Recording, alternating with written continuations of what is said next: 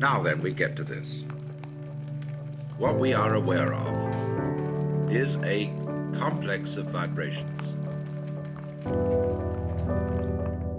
And we have been conditioned to call them graduatingly good, bad, pleasant, painful.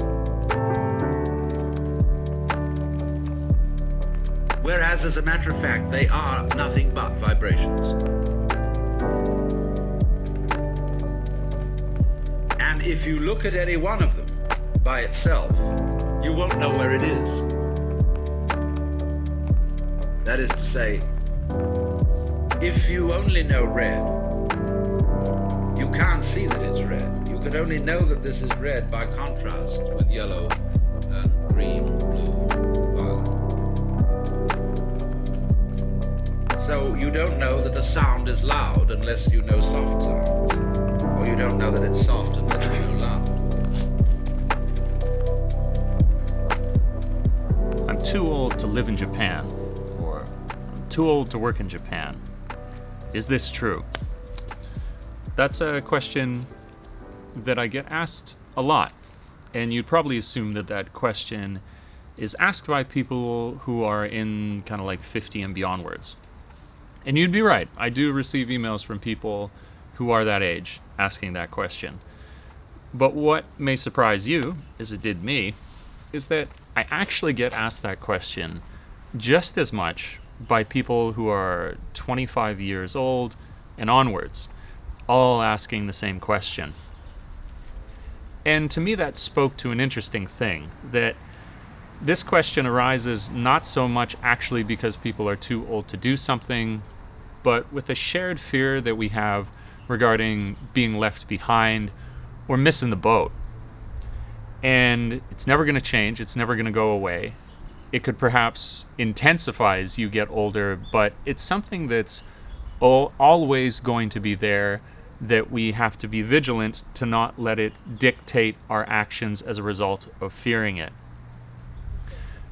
So what I would say to that for anybody who's coming over, first of all, what you should ask is not, am I too old?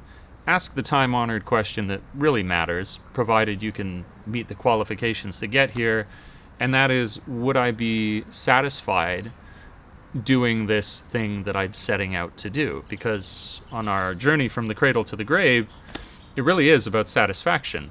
Not to look back, although regrets are fine, some of them, they help us grow, but not to look back and think, what the hell was I doing the whole time? And perhaps it's a cliche thing to say, but we do regret more the things that we didn't attempt to do than the things that we did. And with that in mind, I usually tell people to get out of the nest, whether it is that you've built that nest for 50 years or you've just built it to 25. It doesn't matter.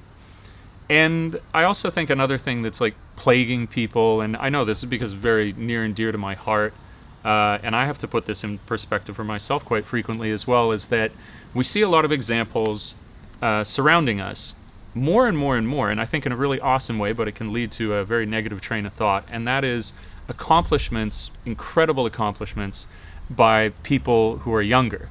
That incredibly popular singer, it's something Eilish, I think. I can't remember her name right now, but whatever she is, Lord, incredibly young, massive success. And we feel as though as we get older, even a little bit older, we feel like old men and old women at 25, that our accomplishments mean nothing because they came to us so late. But if you really think about it, everything is impressive relatively. And so I like to think about accomplishment in this way for all the things that I've tried to do and not yet reached, is that it starts out that things are more and more impressive that you were able to do them because you were so young.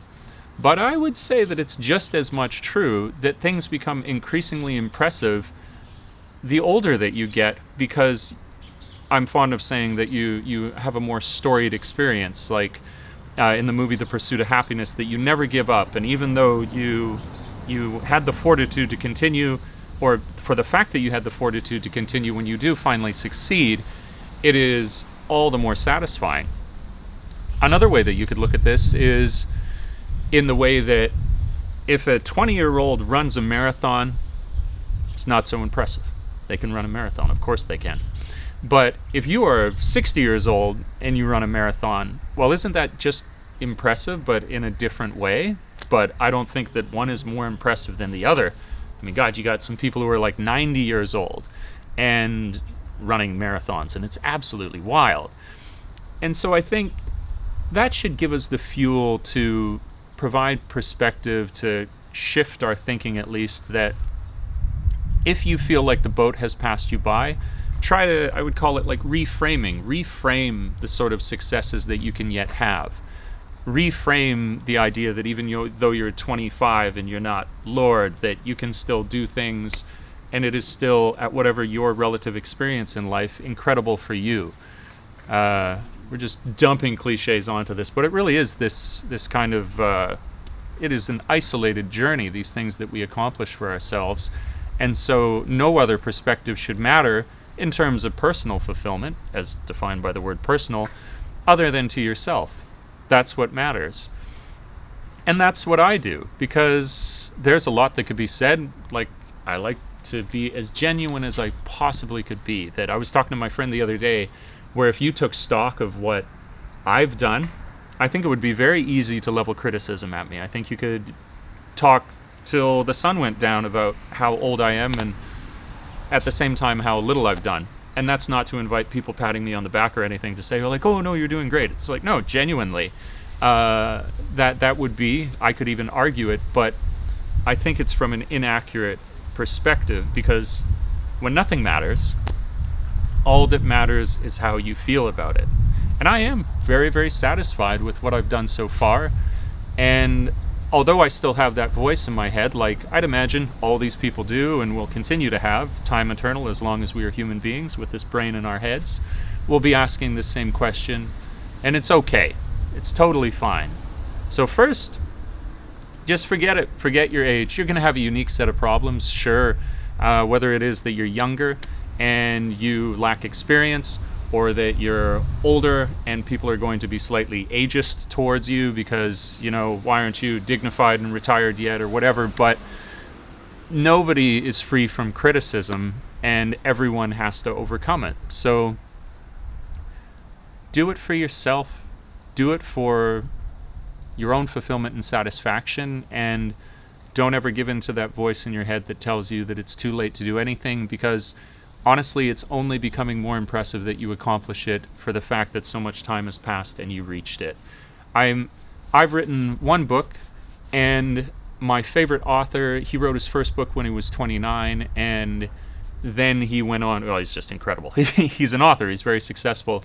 And I felt for a while, I was like, I've really missed the boat on that. But what's wrong with writing your first successful book when you're 35 or 40? Is it not, as I say, slightly more impressive in a different way that you were still able to reach that success past the fact when people traditionally think that you would?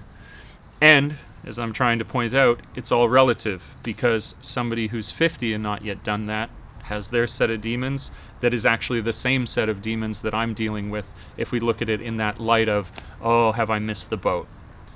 You never have. Sorry about that. Phone. Anyways, I hope you enjoyed this, we'll call it micro reflection. I am tired. I am very tired. And I've done this like 7 times today and circled the camera because I was like, what am I going to say? But if you did enjoy the video, please do drop a like, consider subscribing, hit that bell notification if you want to be let known as soon as a video goes live on the channel. And if you would consider supporting me on Patreon, I really appreciate that as well. But for now, I'm going to go enjoy this beautiful evening. The clock has run out. Catch you in the next one.